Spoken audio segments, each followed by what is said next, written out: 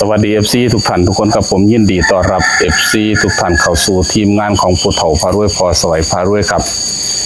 เป็นเลขความฝันของพอสวัยนะครับของผู้เฒ่าพารวยครับงวดที่ผ่านมาครับฝันได้ฝันว่าไปขึ้นรถนะครับพี่ผู้ขับรถนะมีเด็กน้อยนั่งอยู่ข้างหน้าแล้วก็พอไว้เป็นคนขับเอาเด็กน้อยนั่งตักนะครับเนาะที่แรกก็ตีเป็น014ครับพี่ผมแต่ว่าบัตรลงคลิปบัตรลง01016นะครับเนาะเพราะว่ารถเป็น4แต่ว่ารถเป็น6ล้อพอไว้ก็เลยเป็นลง016นะครับแล้วก็มีตัด2ตัวให้ก็คือ704กับFCครับไปเข้า2ตัวคือ70ครับ FC ผมนี่ครับเข้า2ตัวนี้นะครับด้วย FC ครับผมนี่เข้า2ตัว70ตัวนี้ครับ FC ผมแต่ว่าตัวเน้นๆพอไว้ไปเน้นตัว016แล้วก็06นะครับเนาะเลขล่างก็ลงให้คือ07นะมันมาเข้าบน70นะครับ FC ครับผมครับผมบัดนี้มาฟังต่อครับความฝันของพอไว้นะครับนะฝันหลังจากไล่ออกได้2 มื้อค่อยมาฝันครับฝันจังไดวะติฝันว่าไปไสบุครับพี่ผมไปน้ำกันแห่งว่าซุ่มกันบ่เห็นนะครับไปรู้สึกว่าเห็นแต่เจ้าของคือฝันเห็นเจ้าของน้ำครับพี่ครับไปว่านแหนะครับแต่ว่าซุ่มวานแหลงหันก็บ่เห็นแต่คนเลยครับพี่ผมเห็นแต่แหลงไปคนวานบ่เห็นนะอันนี้ก็ให้ใส่วิจารณญาณในการรับชมนะครับความฝันคือความฝันเท่ากับบ่ฮู้ว่ามันสิเป็นลักษณะแบบใดนะครับฝันแต่ละงวดบ่คือกันครับพี่ครับผมแต่ว่าที่เห็นชัดๆก็คือเห็นแห4อันนะครับพี่ครับผมเดี๋ยวสีวาดให้เบิ่งครับปฏิว่ามันเป็นยังไงคือมันเป็นคล้ายๆว่าเฮาวาดจะใช้ดีเนาะครับพี่ครับผมวาดใช้พื้นดีกว่าเนาะครับเนาะพี่ครับผมสิบ่ได้เปลืองนี่ล่ะวาดใช้พื้นดีครับเพราะว่าต้องเฮ็ดให้รายละเอียดเล็กน้อยครับอันนี้เลยครับฝันว่าเขาวานลงไปแหอันแรกครับพี่ผมอันแรกวานลงไปเป็นจังซี่ครับอัน2วานลงไปเป็นจังซี่อยู่เฮี้ยงกันอัน3ลงไปกับวานเป็นจังซี่ครับอัน4ลงไปกับวานเป็นจังซี่บัดนี้พ่อไว้วานลงไปปุ๊บนี่ผัดวานกวม4อันนี่ครับอยู่ตรงกลางเลยนะครับเนาะวานกวมอยู่ตรงกลางเลยครับFCครับผมก็เลยอันนี้นะครับว่าอันเพิ่นวานอันแรกเป็นกลมๆสินี่อัน2เพิ่นไปวานลงบน4แต่ว่า4อันนี้ลงพร้อมกันนี่ครับบ่แม่นวานโคลงคนละเทื่อ4อันวานลงพร้อมกันมันสิอยู่เฮี้ยงเป็น4แก่แบบนี้มันพอไว้วานลงไปอันที่หานี่พอแบบวานลงไปกวมมุมแห4มุมนี่ครับนี่แหละก็เลยมาเล่าให้ FC ฟังรายละเอียดนะครับเนาะครับมากพอไว้ก็เลยห้าวแหขึ้นมา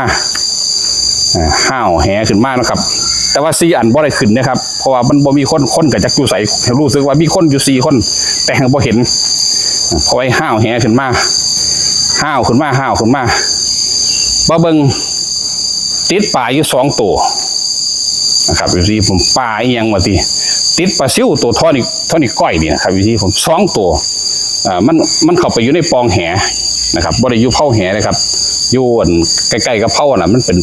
ตาแหนะครับตะไคร่นะมันเข้าไปอยู่ในตะไคร่เห็นหัวพ่นมากอกมันแก่อยู่2ตัวเห็นแต่เกล็ดมันสีขาวๆนะครับพี่ผมเป็นเกล็ดปลาซิวมันมีเกล็ดบ่ล่ะไปสิว่าปลาซิวบ่มีเกล็ดบ่แม่นนะครับปลาซิวมีเกล็ดเพราะว่าก็เลยปลดเอาปลาซิว2ตัวเอาปลาซิวมาถือใส่มือไว้ครับบัดนี้ก็เลยว่าโอ้ยได้ปลา2ตัวเฮ็ดจังได๋สิได้ปลาไปแกงหรือปลาไปออมมันได้2ตัวอยู่บัดเลี้ยวลงไปข้างล่างหั่นครับพี่ผม พัดเห็นแหอยู่ในน้ำนะน้ำมันน้ำบ่เลิกเนาะครับน้ำประมาณจะเลิกประมาณจะ50 เซนเนี่ยพัดเดียวเห็นแหอยู่4 อันนั่นล่ะแหก็คือแหคือเก่านะครับแหกับน้ำนี่น้ำกันแต่เห็นกับบอชัดปานใดเพราะว่ามาง่มน้ำป่า2 ตัวปลาซิ่วหน่อย2 ตัวนี่แหละเฮ็ดยังกินกับโบอิ่มเฮ็ดยังกินกับโบอิ่มครับซี่ครับก็เลยใส่ปลาซิ่วหน่อยกับแหน่ะไพ่เอาแหใส่บากับซิ่วหน่อยย่างไปเห็นผู้ชายผู้หนึ่งคนว่าบ่ได้กระซังหัวมันตอบไปท่านว่า15ไปกินเข่าว่าสั่นครับเพิ่นว่าได้สัก2 ตัวก็เอาละเพิ่นว่าสั่นบ่ได้3 ตัวบ่ได้ป่าใหญ่ก็สั่งหัวตะป่าน้อยก็ได้ว่าสั่นว่าพาไปกินเข่าปลากับแหก็ยังพายไปน้ำกันอยู่กับปลากระจับใส่มือจังล่ะพากับแหอันเจ้ามาหยังว่าสั่นว่าอันตำรวจถามอยู่ข้างในโรงพักกันอันว่าสิมาอันคัดเลือกทหารว่าสั่นครับอีซี่ผมเจ้าเป็นยังคือไปเกี่ยวกับทหารสิไปคัดเลือกทหารว่าสั่นเอ้าแม่นตีว่าสั่นว่าเขามากันเบิดได้หลายคนหันเจ้าบริมาณเขาบอกว่าสั่นมาบ่ท่านว่าสั่นข้าจะไปตึกแหอยู่ว่าสั่นพอไว้ว่าข้าไปตึกแหหาป่าอยู่ว่าสั่นเขาเลยเบิ่งเอ้านี่บอกซื้อว่านายสวัยใช่พ่อนหมนี่บอกว่าสั่นคัดว่าสั่นว่าโอ้อายุ40อายุกับตอนอายุหลายๆนี่บ่ได้เว้าเด้อครับเบิ่งในความ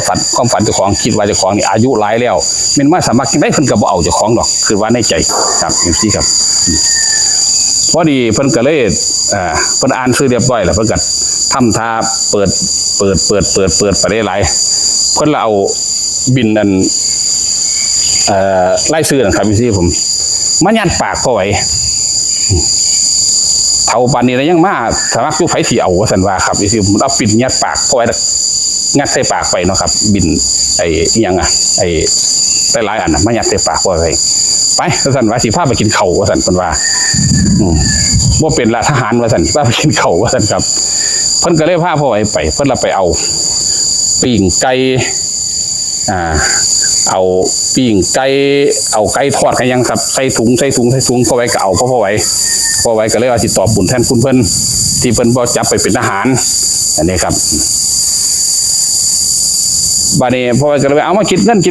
ท่าไหร่ว่าซั่นว่าคิดเงินเปล่าคิดเงินสิได้ไปว่าซั่นครับ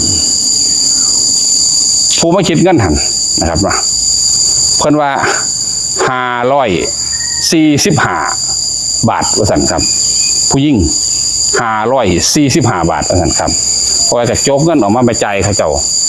แบ่ง500 ใบนึงเงินแบ่ง20 2 ใบครับแล้วก็เหรียญ5อีกเหรียญนึงอันนั้นที่เขาว่านะครับเด้อ545 บาทครับอยู่ซี่ครับพอจะเล่นค่าแต่จ่ายเงินอยู่ก็เลยมาหูมือก่อนปวดแขนเลยพลิกแขนมากครับอยู่ซี่ก็เลยมาทวนความฝันเจ้าของว่าไปว่านแหนะครับเนาะได้ปลา2 ตัวได้ปลา2 ตัวยังปลายังข้ามือเจ้าของก็ได้ครับเป็นซื้อของตลาดกระไดไปเอาขาไก่กันยังให้เขาถอดไปนะยังข้ามือจะลอยอยู่มันฝันกับมันกับต่อเนื่องอยู่แต่ว่ามันเป็นคนละพักนี่ไปหาซื้อแล้วอยู่ในกินเพราะว่ากันในความฝันก็ว่ากินย้วนกินขาไก่กินยังก็กินอยู่ดอกบ้านนี้ก็เลยมาทวนความฝันแต่ของความฝันได้เลขเขามาบอกว่าเป็น545แต่ว่าโตที่ได้คักๆคือว่านแหได้ปลาครับพี่ซี่ผมแหมันก็5นะครับเนาะปลามันก็ปลาน้อยมันก็2 ตัวแล้วนะครับได้แค่2 ตัวนะครับเริ่มบ่ได้3 ตัวได้แค่2 ตัวบ่ได้3 ตัวนะครับเนาะก็คือสิเป็นบ่ได้เลข3 ตัวบ่สิเลข2 ตัวบ่ได้แต่เลขล่างบ่คือสิบ่ได้เลขบนบ่ครับพี่ซี่ผมก็รอถ้าฝันอีกทีนึงนะครับว่าคันได้เลขบนก็สิฝันเอาไอ้นี่ออกให้ FC เพราะว่าฝันงวดที่แล้วก็ฝัน2 เทื่อค่อยได้เลข70ครับพี่ซี่ผมสำหรับคลิปความฝันของปอสวัยนี่ก็FC ก็ไปพิจารณามึงเด้อครับเด้อตัวเลขที่ให้มามื้อนี้นะครับเนาะงวดนี้นะครับเนาะก็สิมีอยู่3 ตัว2 หางคือคำเพิ่นบอกว่า545นะครับแต่ว่าเลขที่พอไว้ที่ฟันครั้งแรกว่าไปตึกแหไปว่านแหนะครับ FC ครับจะมี572นะครับเนาะเพราะว่าแหกับ5ครับ FC ผมปลามันเป็น7ปลาซิ่วเป็น7นะครับเนาะมันมีอยู่2 ตัว ครับติดแหอยู่2ตัวครับที่ผมก็เลยมี572เป็นเลข2หางนะครับเด้อสามารถตัด2ตัวให้คือ52 57กับ72กับตัวที่มากที่สุดก็คือ52กับ57นั่นแหละครับอยู่ที่ผมส่วน54กับ55นี่มันเป็นเลขที่ออกยากเนาะครับเนาะก็เลยกันเอาไว้ให้ซื้อตัวเน้นๆกับในใจก็คิดว่าส่วนตัวนะครับเด้อ572ถ้ามันเป็น3ตัวแต่ว่าได้แค่2ตัวเลยครับมันได้ปลาแค่2ตัวอาจจะเป็นเลข2ตัวก็ได้ครับเลขล่าง5225หรือว่า5775 7227นะครับส่วน454ครับ55เป็นเลขกันเอาไว้ครับ FC ครับผมอันนี้เป็นแนวทางกับความฝันของพอสวยปลารวยผู้เฒ่าปลารวยนะครับมักกระจัดขัดกระพานครับกันมากันชอบก็อย่าลืมกดไลค์กดแชร์ให้กับทางทีมงานนะครับ FC ผมขอกำลังแรงใจจาก FC ทุกท่านทุกคนทุกคนนะครับนะกดไลค์กดแชร์ด้วยครับสำหรับคลิปนี้ก็ขอลาลงเพียงเท่านี้ครับพอกันไว้ในคลิปหน้าขอกล่าวคำว่าสวัสดีครับสวัสดีนะครับผม